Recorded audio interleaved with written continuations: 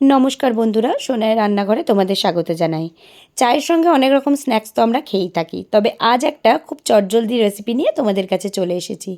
এখানে একটা বাটিতে আমি নিয়েছি পরিমাণ মতো কিছুটা ময়দা, আর নিয়েছি চিনি। চিনির পরিমাণটা এখানে একটু বেশি নিলে ভালো হয়। আর নিয়েছি অল্প পরিমাণ নুন। তবে এটাকে কিন্তু আমরা গোলা রুটি বলি, আর কে কী বলে জানো সেটা কিন্তু আমাকে অবশ্যই কমেন্টে জানিও। আর পরিমাণ মতো জল নিয়ে এটাকে খুব ভালোভাবে ফেটিয়ে নিয়েছি। এমনভাবে ফেটিয়ে নিয়েছি যাতে ময়দাগুলো কোনোভাবে দানা দানা না পেকে থাকে। ব্যাটারটা দেখো ঠিক এরকম হয়েছে, খুব ঘনও না খুব পাতলাও না। এবার একটা প্যান খুব ভালোভাবে গরম করে তাতে দিয়েছি সর্ষের তেল। তোমরা যদি চাও সাদা তেলও ব্যবহার করতে পারো, তবে সর্ষের তেল দিলে এটা খেতে অনেক বেশি ভালো লাগে। এবার তার মধ্যে তেলটা গরম হয়ে গেলে দিয়ে দিয়েছি ব্যাটারটা। দেওয়ার পর খুব ভালোভাবে এটাকে ছড়িয়ে নিয়েছি গোল করে। বাড়িতে বিশেষ কিছু না থাকলে যদি একটু ময়দা থাকে ঝট করে কিন্তু এটা বানিয়ে নেওয়া হয়, আর চায়ের সাথে কিন্তু সকালে বা সন্ধে একদম জমে যায়। চায়ের সঙ্গে তো আমরা অনেকে অনেক রকম কিছু খেয়ে থাকি, কখনো মুড়ি মাখা, কখনো পকোড়া। কিন্তু এটা একবার তোমরা বানিয়ে দেখো, কেমন লাগলো আমাকে অবশ্যই জানিও। সত্যি কথা, তোমাদেরও আশা করি খুব ভালো লাগবে।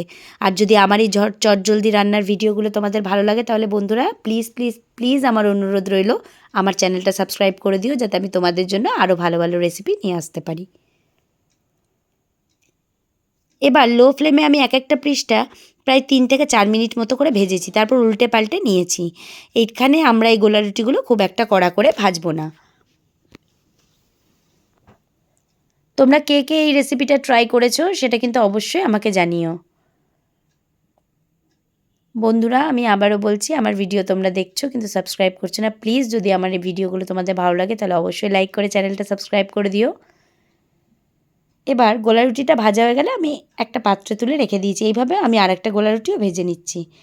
সত্যি কথা, বাড়িতে যদি সেরকমভাবে কিছু না থাকে চায়ের সাথে খাওয়ার জন্য, আর চিন্তার কোনো কারণ নেই। যদি একটু ময়দা থাকে ঝটপট বানিয়ে ফেলো এরকম গলা রুটি। আর তোমাদের কেমন লাগলো সেটা কিন্তু আমাকে কমেন্টে জানাতে ভুলো না। এখানে গোলা রুটিটায় এক পাশটা একটু কড়া ছিল। যদি কখনো কোনো গোলা রুটির এরকম কড়া ভাব থাকে, সেখানে অল্প পরিমাণে সর্ষের তেল ছিটিয়ে ভালোভাবে নাড়াচাড়া করে আবারও ওটা ভাজতে দেবে, তাও 2 থেকে 3 মিনিটের জন্য, যাতে সর্ষের তেলের কাঁচা গন্ধটা চলে যায়। দেখো এখানে সর্ষে একদম তেলটা গোলা রুটির সাথে একদম পুরো মাখানো হয়ে গেছে, আর একদমই সর্ষের তেলের কাঁচা গন্ধটা বেরোচ্ছে না। আর এটা খুবই সফট হয়েছে, তোমরা দেখলেই বুঝতে পারবে। দেখা হবে পরের ভিডিওতে। আজকের মতো বাই।